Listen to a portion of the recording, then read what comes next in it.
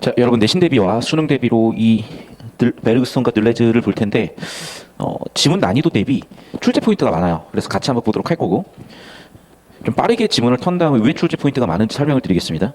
전통 철학에서 이미지에 대해서는 어떤 한계가 있다고 봤고요. 베르그슨은 거기에 대해서 어떤 생각이 있었을까? 틀에 사로잡혀 있음을 지적했으니까 이것을 근거로 베르그슨은 비판을 한 것이죠. 자, 그럼 봐봐. 전통이니까 통념이죠. 글의 전개 방식은 통념, 비판으로 가고. 자, 그러면 이미지에 대해서 통념과 베르그슨 생각이 달라요. 구체적으로 어떻게 생각이 다른지는 잘 모르겠어. 근데 일단 여기 첫 번째, 여러분 잘 들어. 감각, 인식, 방해 이런 녹색 워딩들이 나오면 여러분 머릿속에서는 인식론이 바로 떠올라야 됩니다. 그래서 꼭 알아야 되는 내용이기 때문에 일단 녹색으로 적어드릴게요. 그러니까 배경지시랑 워딩을 자꾸 일반에서 잘못 써 생기는 문제라고. 결국에는 EBS와 교육청과 기출이면 충분하다고요. 자, 우리가 몇 번 다뤘었던 지문 같아요. 사과라는 대상이 있어요. 그럼 우리 대상은요, 인간은 감각기관에 의한 감각정보로서 시청, 후미, 촉, 오감에 의해서 감각하고 경험하죠. 그렇게 만들어진 감각 경험적 지식을 바탕으로 귀납적 사고를 할 수도 있겠고,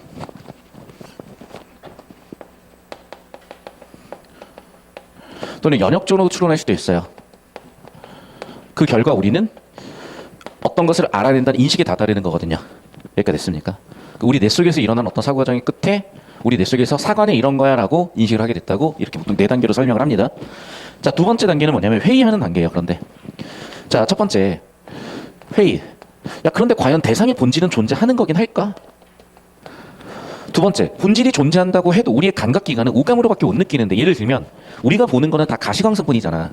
분명히 사관은 적외선 영역이나 자외선 영역에서 또는 그 이상의 짧은 파장이나 긴 파장에서 뭔가를 정보를 방출하고 있을 텐데, 우리의 시각의 한계로서, 시각 정보의 한계로서 사과의 본질을 우리는 알 수 있는 거긴 할까? 그래서 감각의 한계에 대해 생각을 해보기도 하는 게 회의론이죠. 다시 한번, 본질의 유무에 대해서 회의해보는 것, 감각의 한계에 대해서 회의해보는 것.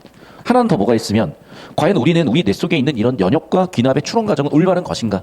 그래서 궁극적으로 우리는 인식에 다가갈 수 있는 것 같은 모든 부분에 대해서 회의를 해보는 것이 회의론이고, 회의론도 본질에 대한 회의나 감각기관에 대한 회의나 추론 과정에 대한 회의나 아니면 인간이 통속의 뇌는 아닐까 같은 아예 인간 존재 자체에 대한 회의까지도 가는 회의론도 있을 수 있다는 거예요. 그래서 저기서 나와 있는 감각이다, 인식을 방해한다는 워딩이 딱 튀어나오는 순간 다 보여야 된다는 겁니다. 그러면 얘는 일단은 여기 있는 정보를 봤을 때 감각의 뿌리를 둔 것으로 논리적 인식을 방해하는 모호한 대상이다. 그러면 대략 감각의 한계를 바탕으로 여기까지 나가지 못하게 하는 이미지의 한계 지적한 포인트인 건데, 정보량 자체가 불충분하니까 여기서 더 자세하기는 힘들고, 그냥 얘가 도입이 됐고 머릿속에 얘가 뿅 하고 떠올랐어야 된다고, 우리가 수학에서 어떤 문제를 봤을 때 반응을 하듯이. 자, 중요한 건 통념에 대한 비판으로 들어갔기 때문에 베르그송의 생각이죠. 그래서 베르그송은 그 이미지가 뭐냐는 거죠. 자, 베르그송의 정의는 이겁니다. 모든 물질은요, 무한한 이미지들의 총합이라고 정의를 해줬어요. 자, 그럼 1단락 정리를 해봅시다. 1단락. 통념에 대한 비판으로 갔고, 통념 비판으로 갔으니까 대안 제시가 있어야 되겠죠.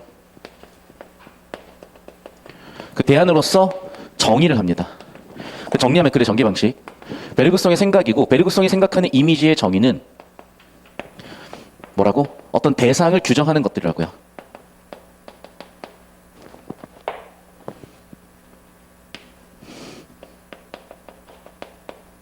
됐습니까?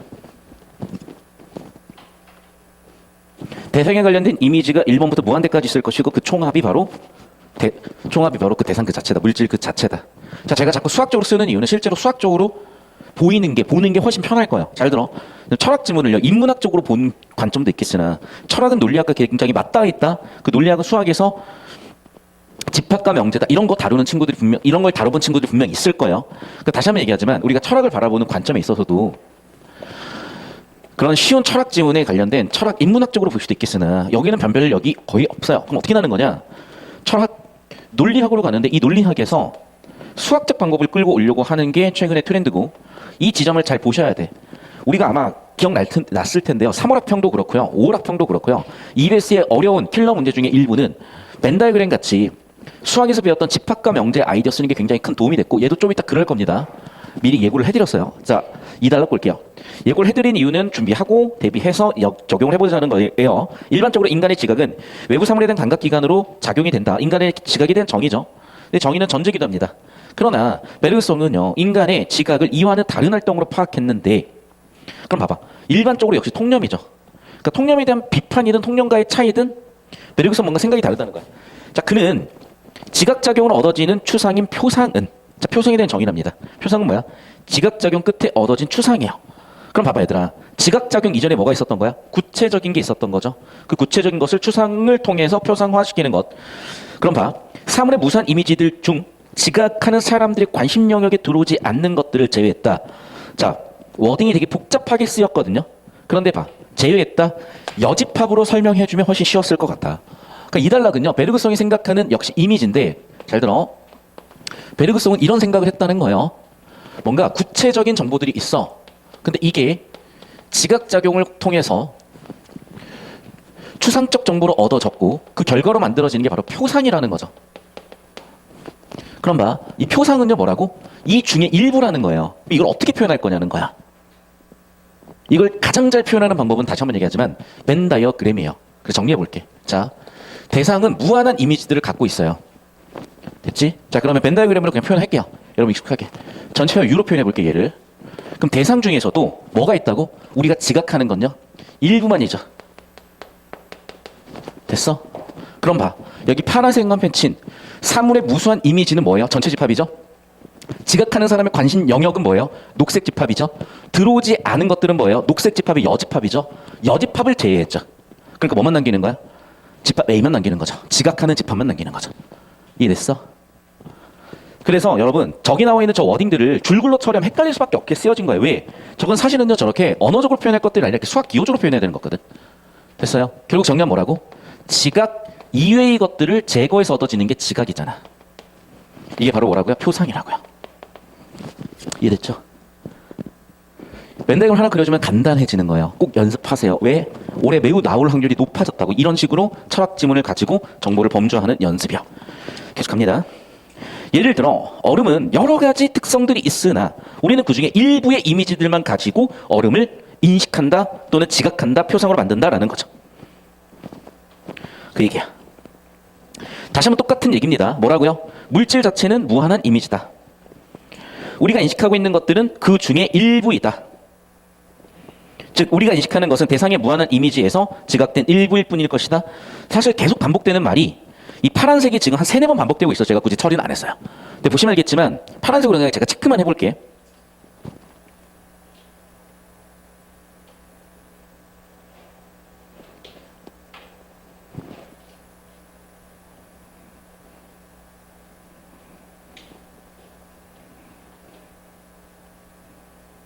보시면 알겠지만 이게 다 반복되는 단어들이야.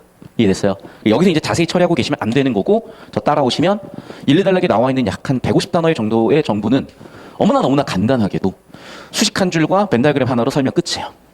베르그송이 생각하는 대상을 규정하는 이미지는 뭐다? 대상을 규정하는 건 뭐다? 또는 표상을, 우리 인간이 생각하는 정보, 표상이란 건 뭐다? 지각의 결과다. 그럼 그 지각은 어떻게 이루어진 것이다? 우리 감각기관으로 이루어져 있고 실제로 대상이 가지고 있는 무한한 이미지들 중에 일부만을 의미한다.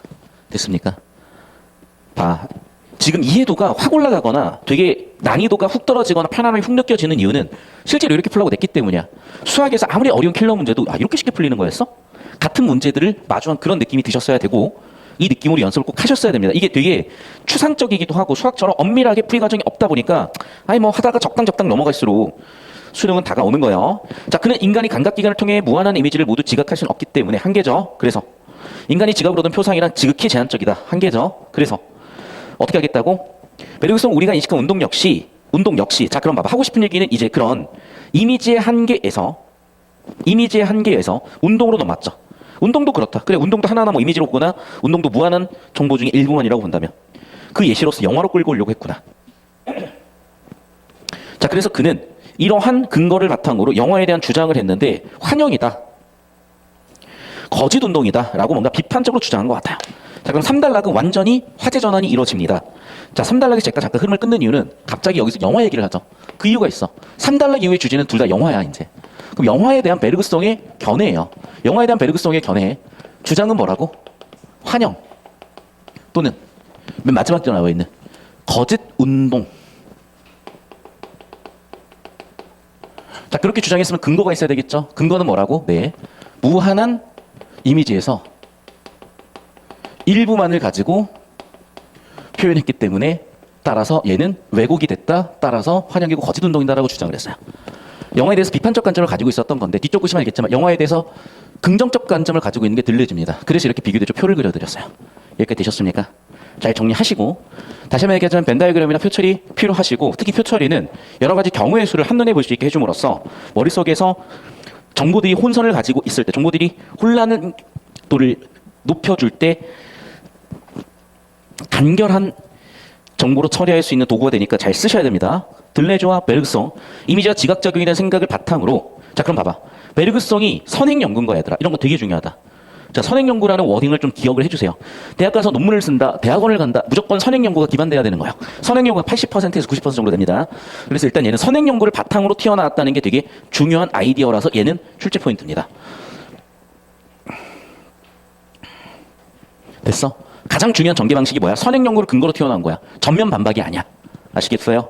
그래서 잘 봐. 통시적이다. 자, 봐. 구조를 가지고 낸 겁니다. 통시적이다. 동의어 뭡니까? 역사적이죠. 역사적인 게 아니야. 선행연구를 역사적으로 다뤘다는 건요. 최소한 학자가 꽤 여러 명 나와야 돼. 긴 세대여야 돼. 근데 2명만 나오거든. 두 번째, 특정 인물의 견해가 변하는 게 아니라 후속 보완이에요. 됐어? 각기 다른다는 게 아니라 후속 보완이라니까. 3번 또 가능할 수도 있을 것 같고 왜냐면 2명이 나왔으니까 4번 선지 이미지와 지각작용에 대한 이론을 제시하고 특정 영화를 예로 이론을 적용하고 있다. 4번도 괜찮아 보이고 5번 감각기관의 한계에 대한 전문가. 자 이거는 범주아웃이요. 주제아웃.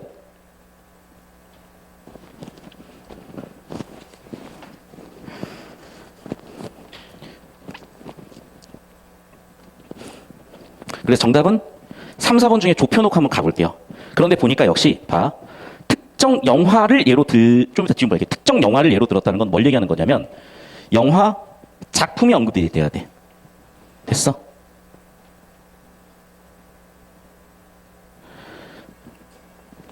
특정한이 틀렸고 영화를 예로 든 건 맞죠. 적용의 예시로서 영화를 예로 든 건 맞다고. 그러니까 이 뒤쪽 문장 구조는 맞는데 이 뒤쪽은 맞는데 특정이라는 워딩이 틀렸고 특정이라는 워딩은 영화 작품이 예시가 된다는 거예요. 됐니? 그럼 3번이고 다시 한번 생각해보니까 그렇네. 이미지 지각에 대한 견해는요. 선행연구나 즉 베르그송이나 들레즈나 공통되는 부분이야. 하지만 베르그송과 들레즈의 차이점에 있어서는 영화에 대한 차이가 있거든요. 표처리해본 거면 알 거야. 정답은 3번 설계로 끝났어요. 자, 그래서 다시 한번 얘기할게. 봐. 선행연구를 후속에서 받았는데 공통점과 차이점이 있거든요. 봐. 이미지와 지각작용의 생각을 바탕으로 했으니까 이 부분은 공통점이 되는 거야. 그럼 차이점은 뭐라고요? 영화에 대한 차이점이 있었다는 거죠. 왜? 아까도 얘기했지만 영화에 대한 관점이 거짓 운동이야. 환영이라고 봤어요. 반면에 얘는 어땠어? 재해석했다고요. 자, 그럼 구체적으로 어떤 재해석을 했냐? 카메라 역할이 되게 중요하다고 봤거든. 자, 영화적 기술도 일부 한계는 있어요. 하지만 한계에서 멈추는 게 아니라 가능성도 있죠.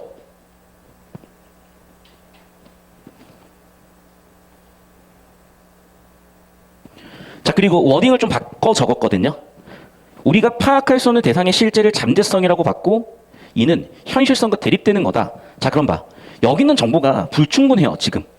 하지만 어쨌든 글의 주제는 베르그송과 들레즈의 비교 대조 포인트고 제가 여기 파란색 연필 친 것을요. 우리가 아까 그려줬던 벤 다이어그램에다가 표현해 볼까요? 자, 여기서 노란색이 잠재성이니 녹색이 잠재성이니 다시 더 따라가 봅시다. 우리가 파악할 수 없는 대상의 실제 당연히 노란색이죠. 그래, 그 얘기야. 그래서 지금 4단락 정보를 한번 엮어보자면요. 이거야. 여기서 4단락에서 얘기한 잠재성. 어떤 부분이라고? 노란색 부분이라고요. 집합으로 표현하자면 뭐냐면 지각의 여집합이라고요.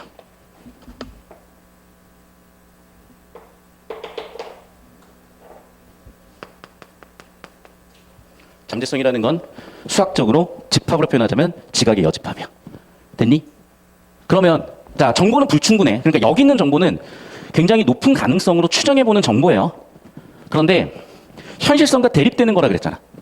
그럼 이 벤 다이그램에서 잠재성은 현실성과 대립된다 그랬잖아요.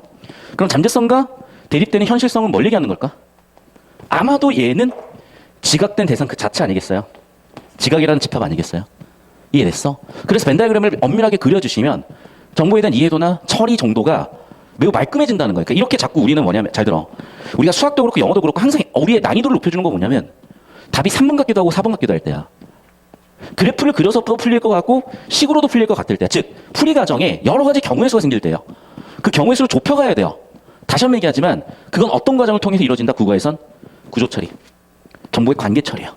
왜냐하면 관계의 경우의 수가 특정되지 않으니까 이게 도대체 이 정보들이 어떤 관계를 가지고 있지를 처리를 못하니까 의미가 다양해져 버리는 거야. 그러니까 무슨 얘기지가 되는 거야.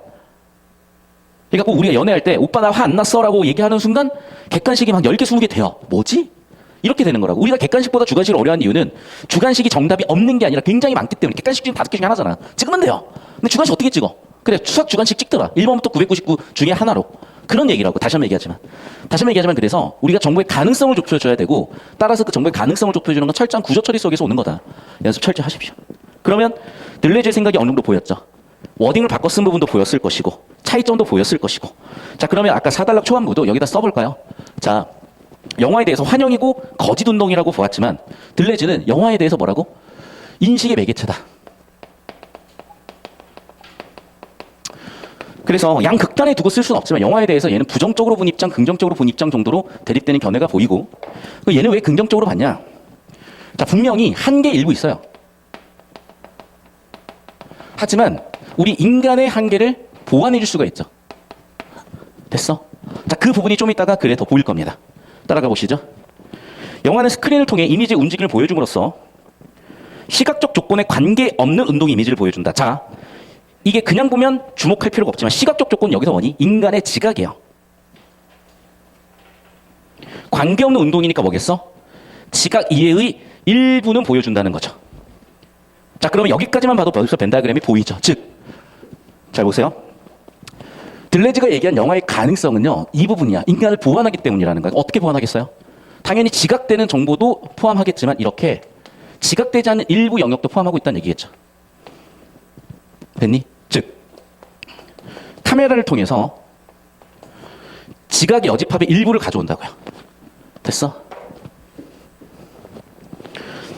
그래서 카메라 자체가 움직일 수 있기 때문에 운동 흐름이 더 이상 제한된 시각에 고정되지 않는다.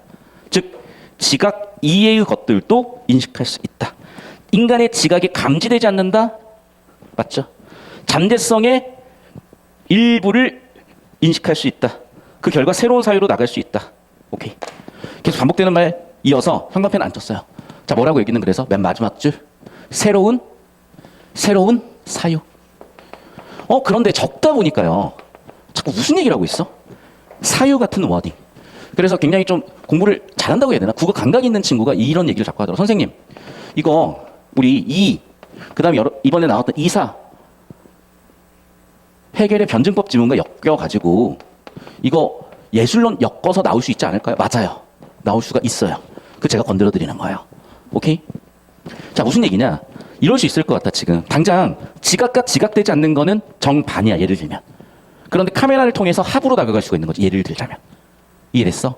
그런 식으로 틀을 어떻게든 적용해 볼 수 있는데 너무나 그 가능성은 무궁무진하고 다양하기 때문에 다 다룰 수는 없고, 다시 한번 얘기하지만 아마 이렇게 볼 수 있을 것 같다. 여기서 평가원 기출하고 엮는다면 첫 번째 가능성 이건 것 같아요. 자, 전통적인 것을 정. 두 번째, 베르그송을 반. 세 번째, 들레즈를 합. 이런 관점으로도 갈 수 있을 것 같다.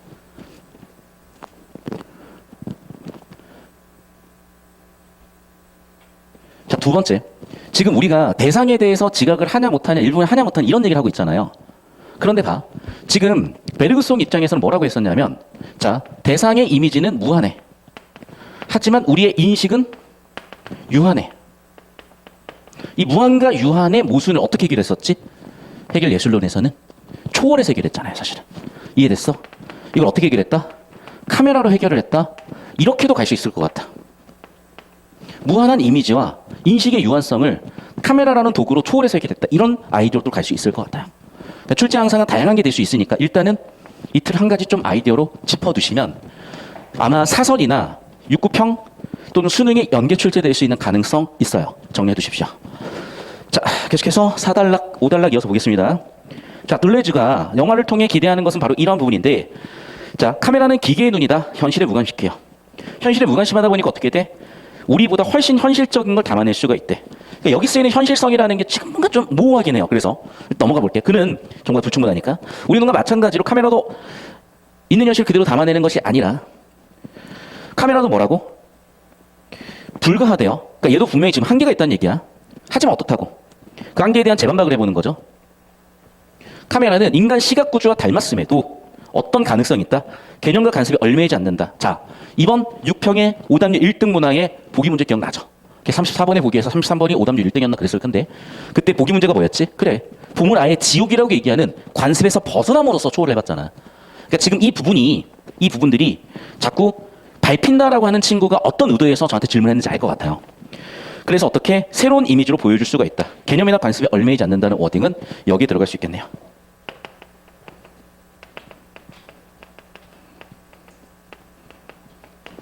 되셨죠? 카메라 인간의 눈과 닮았지만 또 어떻게 됐다고? 기술은 개념이나 간섭은 신체에서 자유로울 수 있다.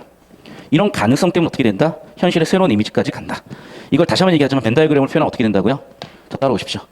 지각도 포함하면서 그 이상의 뭔가를 담을 수가 있다. 완벽하진 않더라도. 이런 얘기로 벤 다이어그램도 그려줄 수가 있을 것 같다. 자, 마지막 6단락. 자, 들레즈는 이미지와 지각작용에 대한 베르그성의 견해를 바탕으로 다시 한번 세팅을 했습니다. 주제 세팅을. 즉, 이건 뭐야? 공통점이라는 얘기예요. 선행 연구를 인정하는 부분, 공통점으로서. 하지만 어떻게? 영화가 인간의 눈이 아닌 카메라라는 기계의 눈에 담긴 지각을 바탕으로 한다. 그래서 여기는 차이점이죠. 즉, 영화에 대한 차이점이 있는 거죠. 그럼 깔끔하게 정답이 3번으로 보였던 이유가 여기는 공통점, 여기는 차이점이었으니까. 됐죠? 계속해서. 그는 영화가 표상 관습에서 지배되었던, 봐봐. 표상. 기억나지 않아요, 우리? 뭐 사유하는 절대정신, 직관하는 절대정신. 그런 어딘가도 지금 엮일 수가 있겠네. 표상, 관습 뭐 이런 것들. 그래서 뭐 표상, 뭐 관습. 하지만 새로운 충격으로 1, 2, 3단계로 나가는 변증법적 사고도 있는 것 같아요. 됐죠? 그렇게 철학적 이상을 지닌 예술이다. 이 역시도 해겔의 변증법적 아이디어에서 온 워딩. 엿볼 것 같아요. 해겔 변증법하고. 그게 그만큼 또 중요했으니까. 자, 일단 요약 정리를 해야 되니까 4달락, 5달락까지 마지막 달락까지 정리를 해봐야 되는데 지금 똑같은 내용을 얘기를 한 것 같고 6달락에서는 해겔 변증법으로, 즉 해겔 변증법 우리 가나 세트형 기출 지문 기억나죠? 자, 첫 번째는 뭐였어? 예술이었죠. 두 번째는 뭐였어요? 종교였죠. 세 번째는 뭐였어요? 철학이었죠. 하지만 이후 단계로 다시 4단계로 예술을 설정했잖아. 그럼 그 예술로 나아가는데 쓰이는 수단이 영화 아닌가? 이유는 기존 표상, 관습을 초월해서 새로운 충격까지 있을 수 있으니까. 표상, 관습을 초월해서 벗어나서 나갈 수가 있으니까. 아마 영화를 이런 도구로 얘기한 거 아닐까까지 엮어봤어요. 자, 여러분, 그래서 이렇게 기출과 엮고요. 주제구조에 집중해보니까 사실은 굉장히 정보량이 한 800자 이상으로, 800단어 이상으로 많았던 정보량인데도 불구하고 깔끔하게 처리가 됐어요. 그리고 같은 내용 계속 반복이라는 게 뭘까? 계속 이 내용 반복이요. 지금 4달락, 5달락, 6달락은 계속 사실은 들레즈의 이 생각 반복이고 베르그성 이 생각 반복이야. 그리고 2달락에서 그려놨던 벤 다이어그램 하나만 깔끔하게 그려드리면 나머지 내용은 다 처리인 것 같아요. 그래서 선생님 여기 끝부터 끝까지 잡힙니까? 예, 그러면 10초씩 잡아주시고 사진 찍어 올려주세요. 자, 필기 잘 하시고 일단 이 느낌으로 지문 처리가 됐었어야 된다. 꼭 봐주시고 10초씩 잡아주시고 저한테 오시면 됩니다.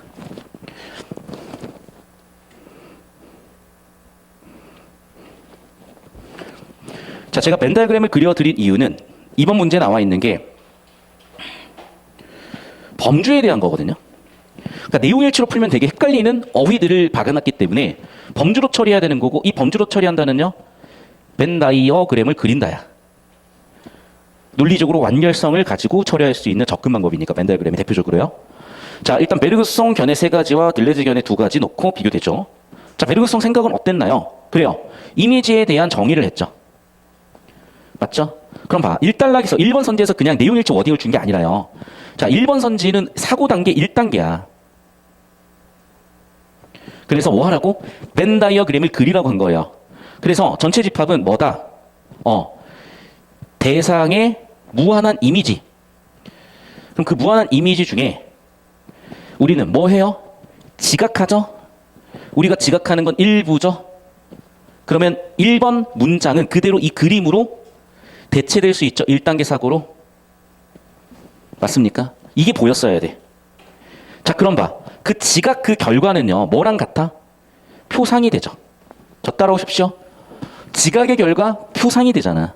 녹색이 표상인 거죠. 그러니까 당연히 표상은 뭐랑 다르겠어? 전체 집합과는 다르죠. 표상은 지각 일부 집합이니까. 전체 집합의 부분 집합이니까. 자, 두 번째 주제로 갑니다. 영화에 대해서는 어떻게 봤다? 왜곡한다고 봤죠. 한계가 있다고 봤죠. 자, 그럼 잘 들어야 돼. 그 베르그송에 대해서 반박하는 게 들레즈인데, 자, 들레즈가 생각하는 영화의 가능성은 뭐였냐면요. 파란색으로 체크해 볼게. 지각을 포함하고 지각 여집합의 일부까지 포함하는 게 들레즈가 생각한 영화였잖아. 그럼 뭐야? 전체 집합은 어쨌든 실제는 해요. 근데 뭐라고 얘기했어? 실제하지 않는다고 얘기해버리잖아. 됐어? 이거는 전체 집합을 아웃시킨 거지.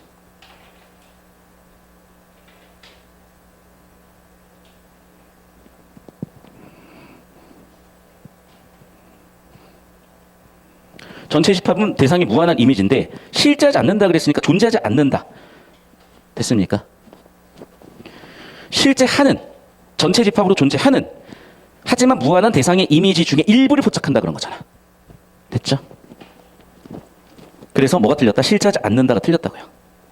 실제하고 지각의 한계로 일부만 인식하는데 그 지각의 영역을 넓혀준다 정도로 보면 되겠죠.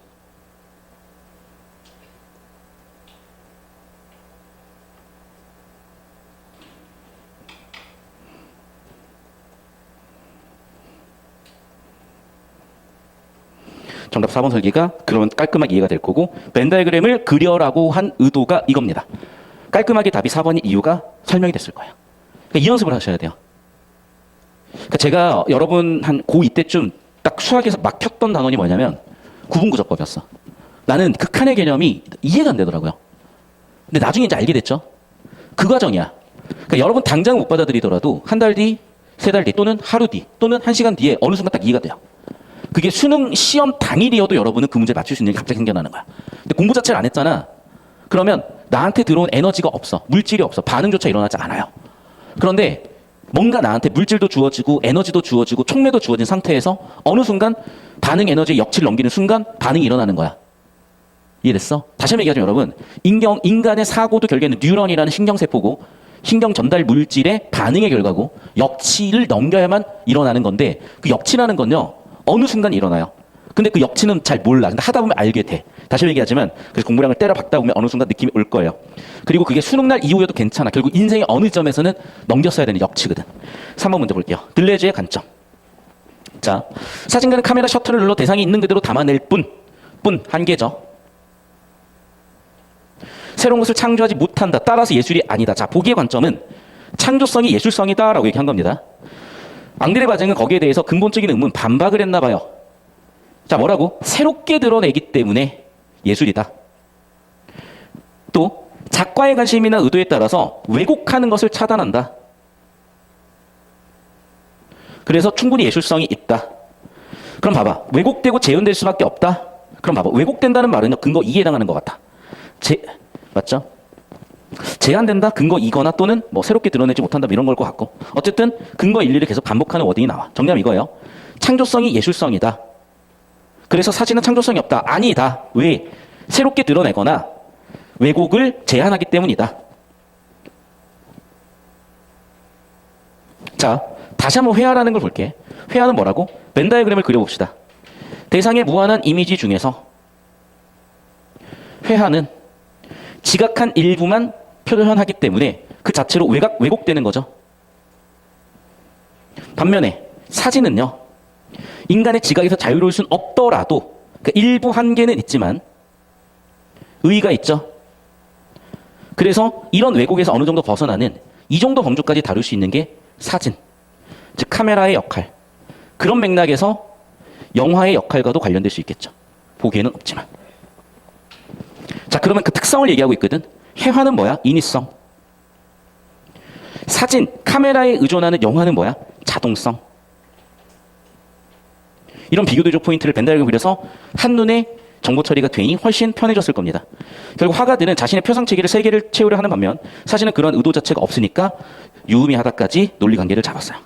자, 여러분 이 보기 논리관계 잡는 것 좀 연습 한번 해보십시오. 자, 너무 길어지면 또 우리 집중력 흐려지니까 바로 문제로 들어가겠습니다. 1번.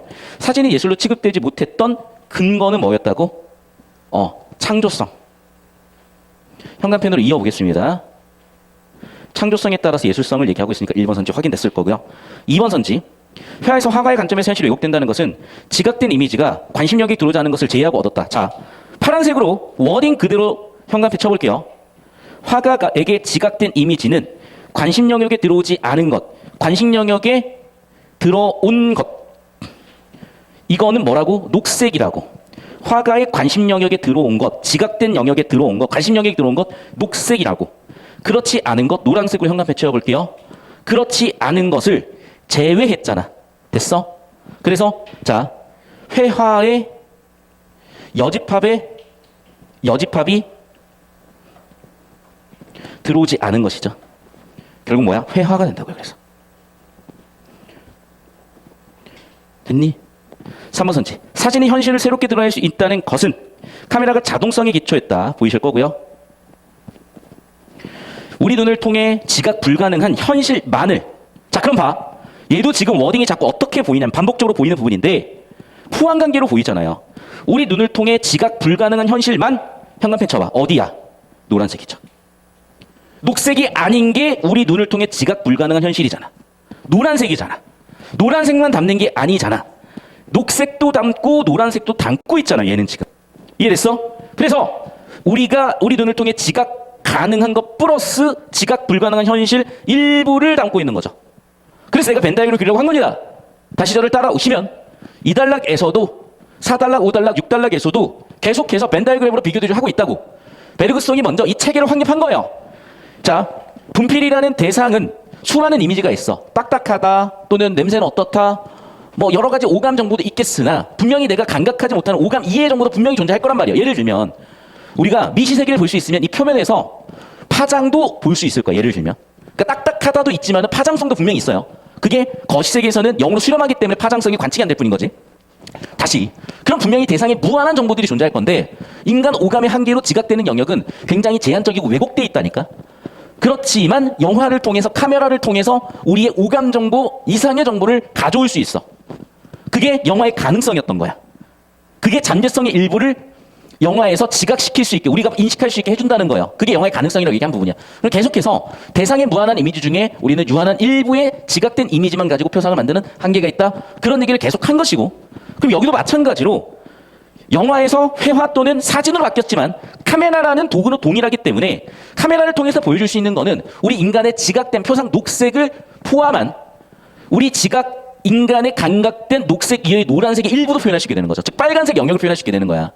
그러면 카메라를 통해서 보여줄 수 있는 것은 다시 한번 얘기하지만 녹색 표상된 지각된 집합 합집합 플러스 뭐라고요? 일부 표상과 지각 여집합의 일부도 들어오잖아. 그런데 우리 눈을 통해 지각 불가능한 현실만을 즉 여집합만을 담는다 그랬으니까 틀렸잖아요. 그러니까 여러분 집합과 명지를 고등학교 1학년 때 열심히 해두셨기 때문에 수업이 깔끔하게 딱 하고 정답이 깔끔하게 딱 하고 보이는 겁니다. 써먹으시라고요. 국어는 그런 과목이야. 굉장히 유연해져야 되는 과목이에요. 그리고 그 머리가 딱 하고 도는 순간 진짜 머리가 확 좋아져.